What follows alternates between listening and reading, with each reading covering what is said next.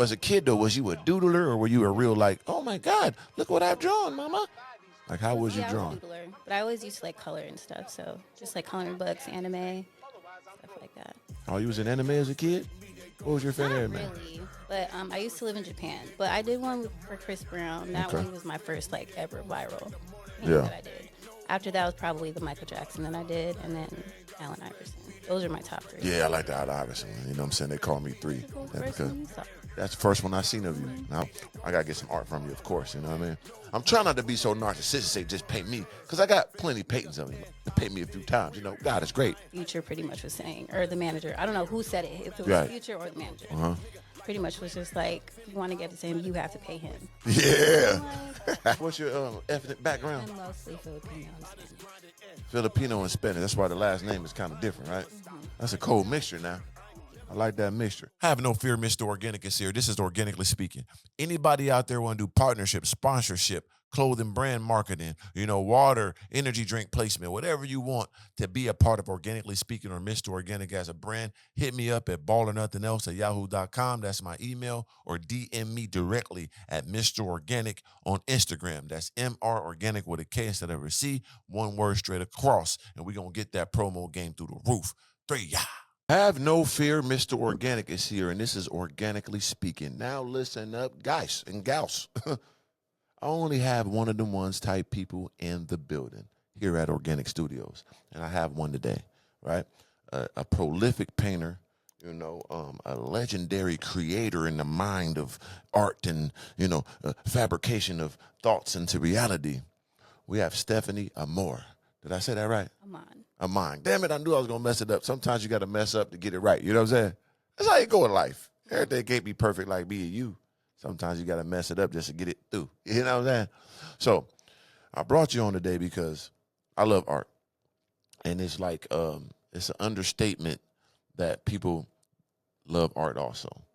Top level people love it. Since the beginning of time, it's an investment.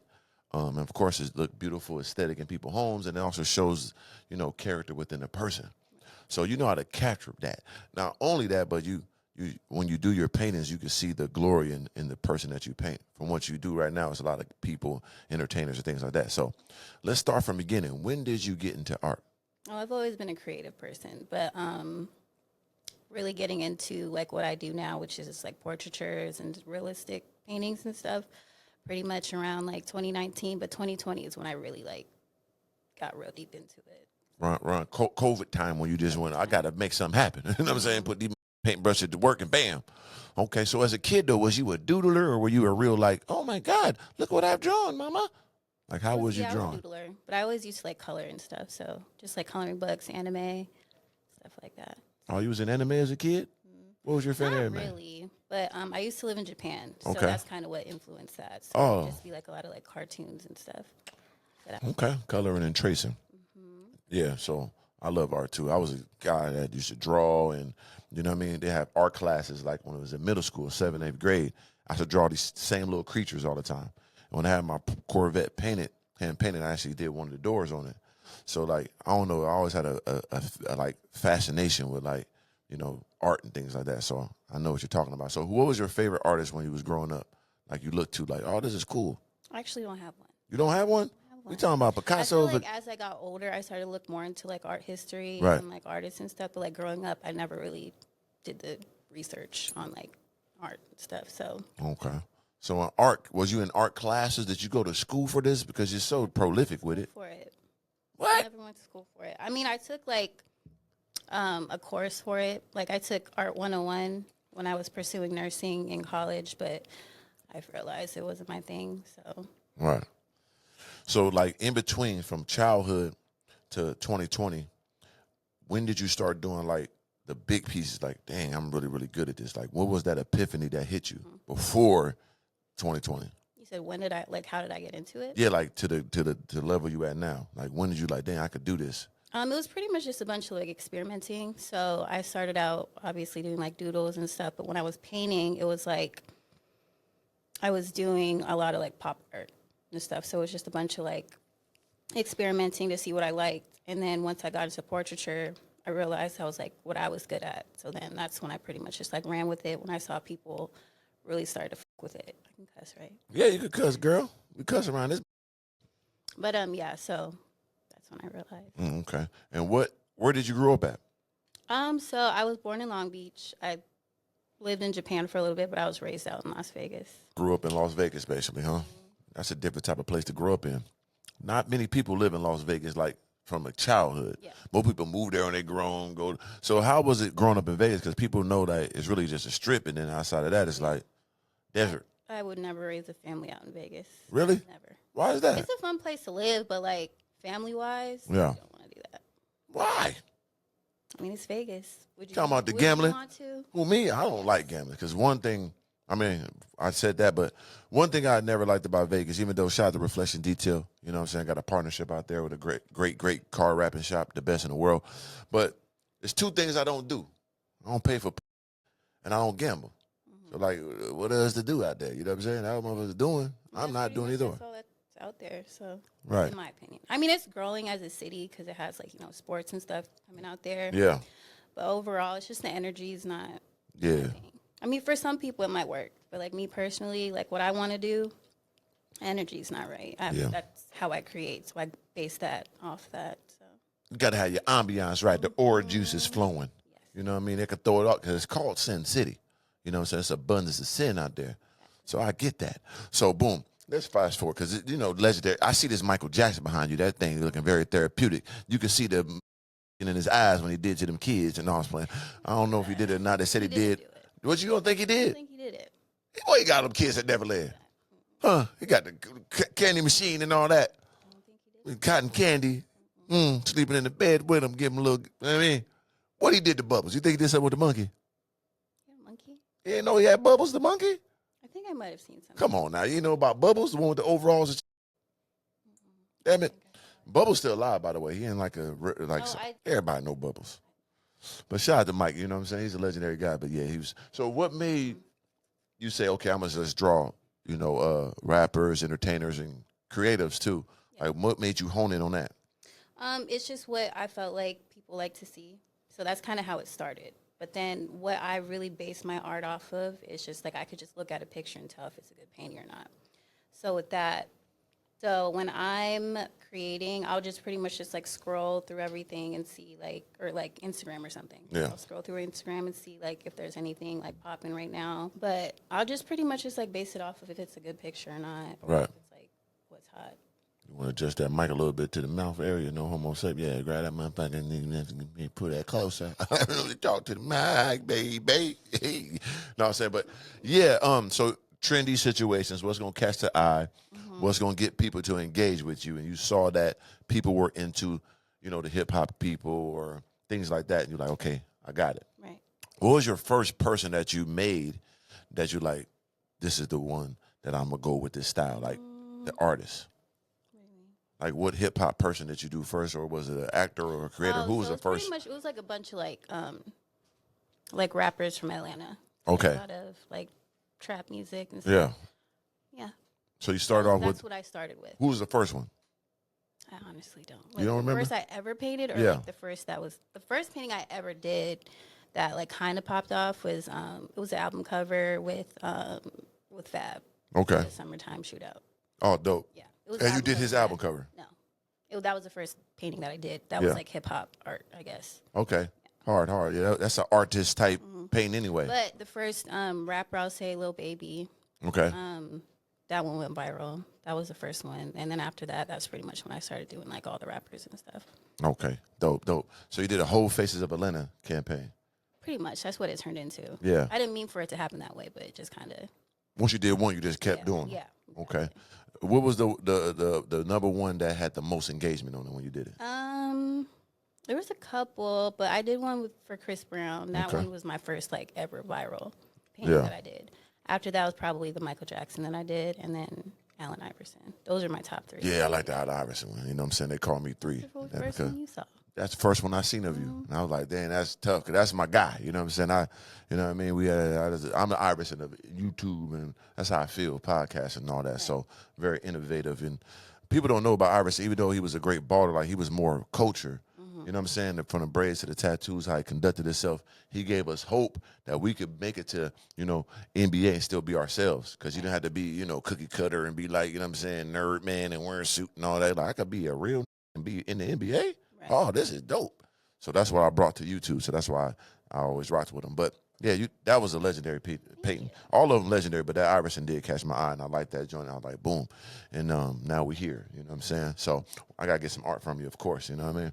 I'm trying not to be so narcissistic, say just paint me, because I got plenty of paintings of me. Motherfucker paint me a few times, you know, God is great. But I had to think of something, then we'll get to that. So I remember you told me a story about the one you made of Future. Can you tell us about how that went about? Because that's funny to me. You know what I'm saying? Because it's real, but this is a real Future situation, though. You know what I'm saying? Like, this is a real, I f with him, so, like, he's still on his toes. Can you explain it for me? So there was a time in Vegas, he was going to have a concert out in Vegas, pretty connected out there. So I ended up connecting with somebody that knew his manager. And I was like, hey, is there any chance that you can get I had a painting that I did of him already, so it's not like I did it for him. But I told my guy, I was like, hey, is there any way you can help me get this to Future? So he was like, yeah, let me check in with his manager. Okay. So then he checks in with his manager. He comes back and tells me, he's like, Future pretty much was saying, or the manager, I don't know who said it, if it was Future or the manager. Pretty much was just like, if you want to get to him, you have to pay him. Yeah. Like, I couldn't even be mad at it because it's just like, it's very Future like. Of course. You know what I'm saying? That's G. Hey, I salute. I'm salty about it, but you was salty about it. I ended up selling it though. You would sell it. I sold it to Cam Newton. Shout out to Cam Newton. Hey, Cam, man, real guy, man. Salute you, brother. Like your platform, keep doing what you're doing. But yeah, so you end up selling to Cam Newton, right? And how did that come about? So he found me. I don't remember which painting it was, but he ended up reaching out to me like DM. And was like, hey, I thought it was kind of like a scam at first because you know how he types? Yeah, crazy. Got his own I didn't know that he really does that, like, with everything. So I was just kind of like, I did my research and I found out it was him. So then he reached out to me. He came in town. He was like, hey, is there any way you can bring some pieces and have me look at them in person? I'm like, sure. So I pull up on him. And then he ended up buying like 6 or 7 pieces. And now now they're in his cigar lounge in Atlanta. Dope. That's hard. And I heard about a cigar. So how you say it? Cigar lounge. Heard about it. You know what I'm saying? It's a nice little spot, and that's also where he shoot his podcast at, right? So that's love on love. Not only people come into the cigar lounge and see it, but when people come to the podcast, boom, they see like, who did his art? Stephanie. You know what I'm saying? The best in the game. That's hard. And then what was like the first piece you sold when you got that first piece of money on it? You got some of this here. Painting I ever did? That's too far back. Damn, you been making money on the painting since for a long time like that? You can't remember the goddamn first one? No. I remember the first painting I did, but the first one I sold. Yeah. It was probably a commission piece. Of somebody wanting something of themselves or something they want? Yeah. How many times people want something done of other people, like instead of just them? I mean, it's pretty it's pretty common. Yeah. Like commissions and stuff, people ask for like a painting of themselves or a family member. A dog. A dog? You do dogs? I did. It's not really my thing though. Damn. Yeah. That's to, different. Like, do something. It's actually a lot of like people that pass away, which I don't like. Yeah. I don't like doing all that. You don't want the woo-ju of the passing? The energy that comes with it that I'm just like, I don't want to do it, you know? But, yeah. Yeah, because I guess because, you know, when you paint, it's like comes back to life, so you could probably feel you know what I'm saying? It's sad, though. It's sad. That's dead. But what about when they see it, they get the euphoria of seeing a person? I mean, yeah, that's the good feeling when you see people's reactions. That's like my thing. Whenever I see people cry, like seeing my artwork, that's like very touching. Yeah, that's dope. I mean, that's the good part. But actually doing it and just the energy around it, I'm just like, I just want to be done with it. Yeah, I feel that. It could be a little, you know what I'm saying? That's the only downside about like what I do. It's just like commissions. That's like my least favorite thing to do. Yeah, because end of the day, when you're a creator, you want to do things you love to do and have fun with it. Yeah. But if you're getting paid, it's like doing a job, right? Like, I didn't want to do this. I do it because I got talent, but you're paying me, so now I got to rush. I got to do it a certain way. You get to say how you want it, don't want it. You could judge me because you paid me type, you know? So what do you want to do with your art? Do you want to be just like one of those top Basquiat, like Andy Warhol type? I want to be a female Takashi Murakami. Takashi Murakami. Mm-hmm. Okay. That's the Chinese man with the hat and with the beard near. He did a collab with like a top designer. He did it with Louis. He went straight Louis with the shoosh. Ooh. That's So the type of stuff I want to do, like collabs with like designers, like high end stuff. yeah, that's dope. Like him is they all do it, right? Yeah. So like what's that, Like, Keith any artist Haring? could- Yeah. I seen a lot of that from Keith Haring and Basquiat, that even probably after they pass, most likely, when they go the biggest. I see a lot of them collabs with different, companies and clothing and all that. So I can see you doing that for sure. And that'd be fun for you. And do you have your own brand? Do you got a clothing line or something like that? I do like prints, like T-shirts and stuff. I'm working on crew necks at the moment, but I don't have like a specific like line at the moment. Yeah. But yeah, just like my stuff, like merch. Okay, I can see that. So what's the next, like, because you did the hip hop people, did the career. What's the next thing you be like, okay, I want to focus on this and making some Like dope the type pieces? of art or The what? type of art. Yeah. I kind of want to do my own photography and then do my art off that. So it's like nobody has the original but me. Because like with the portraits that I do now, it's like anybody could paint them because it's on the internet. That's where I get all my references from. Right.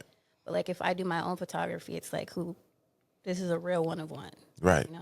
So See, okay, that's tough because I've noticed now that the photographers, when they take the picture, that's their thing. yeah. And sometimes they'll sue people if they use them in like their IG or a campaign or, you know what I'm saying? They're like, that's my art, and they'll assume and win because that's their original piece that they took the picture or something like that. Have you ever ran into somebody like, hey, that's my picture you painted? I did actually. It was like way in the beginning. Yeah. But he wasn't tripping about it just because I gave him his credit. Okay. I don't remember his name. It was so long ago. But it was an image of Nipsey Hussle. Oh, yeah, R.I.P. Nip for That sure. one that was another viral one that hit. When he first died, that's really when I started painting for real. Oh, okay. But that is around the same Something time. about the energy that just kind of like pushed me to really want to do it.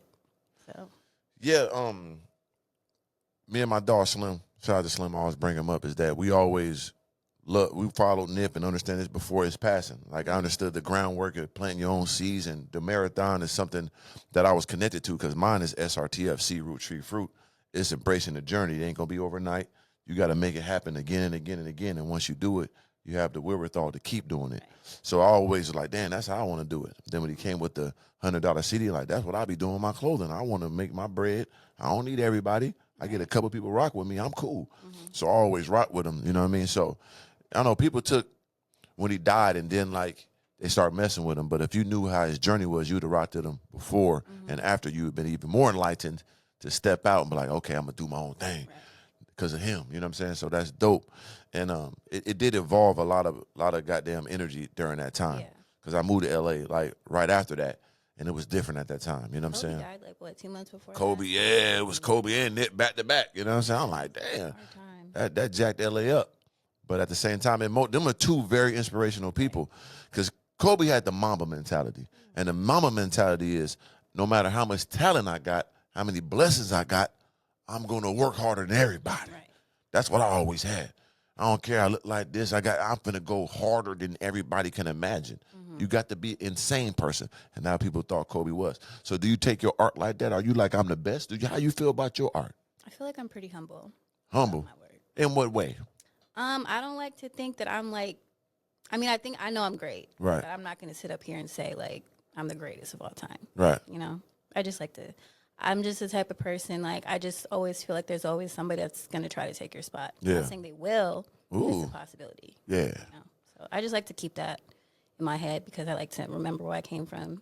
Yeah, you got to do that. Yeah. I mean, and I feel like I'm that too to a certain degree, even though I'm boisterous and I say it. But I understand that it's people out here too that's doing big things. Right. I always push myself personally to be the highest human self I could possibly be in all aspects of life. So my competition is myself to constantly grow and grow and push. I don't belittle nobody else. I'm like, you can't rock with me. You ain't on my level. No. My level I'm putting myself at is undisputedly going to be the greatest human to ever live. That's how I go about it. So I get that. But people take it the wrong way, right? If you are voicing it. So sometimes you want to be quiet about it, but if you feel that way, you feel that way. I think I saw a quote. It said something like being humble isn't thinking that, what was it? It was like being humble isn't putting yourself first. Right. Look it up. Look it up. Because you know I'm going to do that. You know I love to talk. Because also, if you look up, anybody out here listening or watching this podcast right now, look up the definition of humble, and you will realize being humble is not a good thing. It is, though. It Why is? it not? Look up the definition of humble right now. I know the definition. You do? What is it? Look it up. I'll give you the. Oh, she know it, but she can't quote it off the mook. What they said, the quote was, it was very. Yeah, get the quote first. But I'm gonna tell y'all something, man. Humble is cool. I just say I'm more grounded. You know, I'm a seed person. I'm the fruitarian. I'm the organic man. I keep it organic from the seed. So I'm a grounded individual. I ain't above you. We on the same ground, but my plant grow in a little different areas. You know what I mean? I'm a sprout a little different. I ain't trying to say your lemons ain't good as my plums. It is what it is, though. You know what I'm saying? So humble is almost a degrading situation. You know, say you're grounded, people. Be grounded and be grateful. That's what you got to be. I don't got time to be all you humble. They trying to belittle you when they say that. Only people that's going to tell you to be humble is somebody who ain't got what you got, looking like you, or doing what you're doing. Nobody who got something going on in life is ever going to tell you to be humble. It's never going to happen. It's documented in history of books. Go ahead. Okay, the definition of humble Yes. is having or showing a modest or low estimate of one's own importance. Whoa. But the quote that I'm talking about, it says. So hold on. We don't get to the quote. Okay. So you think that's good to put lower value in on one's importance? I mean, I think it's important to just make sure your feet are always on the ground and don't think you're higher than everybody else. Right. So you want your importance of yourself to be low. No, that's not what I'm saying. That's what the quote, that's what is the definition. See, people can't reconfigure the definition Can of I read words. you the quote? Huh? Can I read you the Yeah, quote? she gonna skip over that, 'cause I'm about to go stuff that goddamn hot It steak in the says, neck. humility isn't thinking less of yourself. Right. It's thinking of yourself less. Humility is not humble. Humility. That's a different word. What is it then? See, that's what I say. You got humility. Say that. I can't say it 'cause I come, huh? Humility. Yeah, look that one up. See, see, that's what I'm saying. These are different words. So once again, people, I'm a wordsmith. I can't pronounce it sometimes because I'm saying I'm a nigger. But let me tell you something. Like you gotta know these words.